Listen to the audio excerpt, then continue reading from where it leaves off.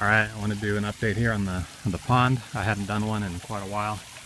I had some problems losing water for a while. I had cracks or holes in the pond that were keeping me from keeping it full, and it took a long time to fix that. Eventually, I just resealed the whole thing with some mortar, elastomeric mortar. So it's been running now for about 6 months since I did that, and it's working pretty well now. I don't know if you can tell, but there's some koi in there. The reflection's makes it a little tough, but I do have some koi. There they are. Koi. There are only 4 koi, and then I also have a bunch of tilapia. Somewhere between 1 and 2 dozen tilapia that have been in there for about 2 months, I guess. The koi have been in there more than a couple of months. They've grown quite a bit. They were just finger size when I stuck them in, and I'd say they're 6 to 8 inches long now.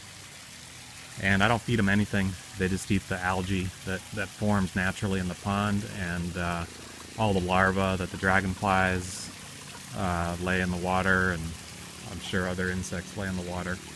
And that's it. I don't have to feed them at all. So anyway, I have, since I've got fish in there, I'm now checking the ammonia and nitrate levels about once a week, and so far it's staying clean. Everything's staying in balance. The ammonia is almost undetectable, and so are the nitrates for the moment.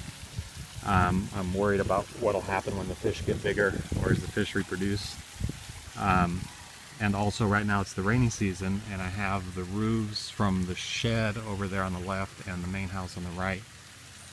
Most of the rain gutters, well, not most, but a lot of them are connected to the pond, so I get some water change happening whenever it rains. The inlet is at the base of that waterfall. I don't know if you can see it. There's actually right there is where the pipe from the rain gutters lets the water in.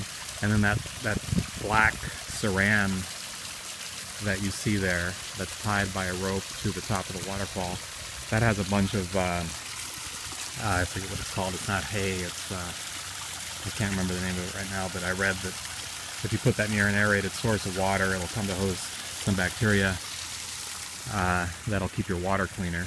And I don't know if it's actually worked or if it's been the fish, but ever since, because I had both of them at about the same time, and the water is much clearer now. There's almost no algae, at least not enough algae to make it impossible to see the bottom of the pond. I can see the bottom of the pond now. So anyway, so that's good. And the way this works is it's just there's a big recirculating pump over in that compartment over there. The water enters it through that pipe that you see there. That's pipe has a cover on it, but the sides of it are perforated underneath the water level.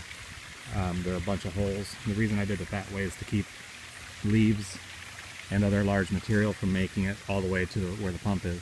So that seemed to work.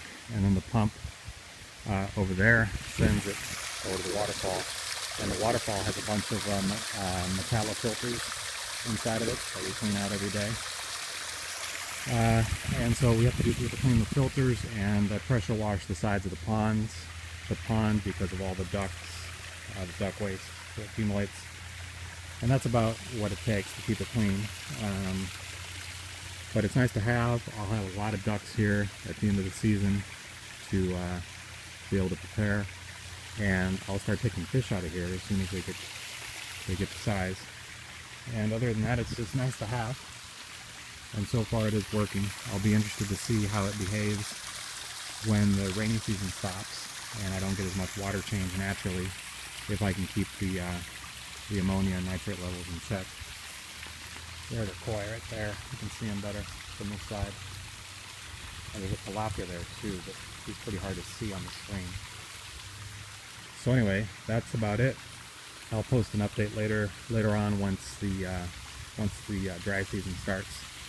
Thanks for watching.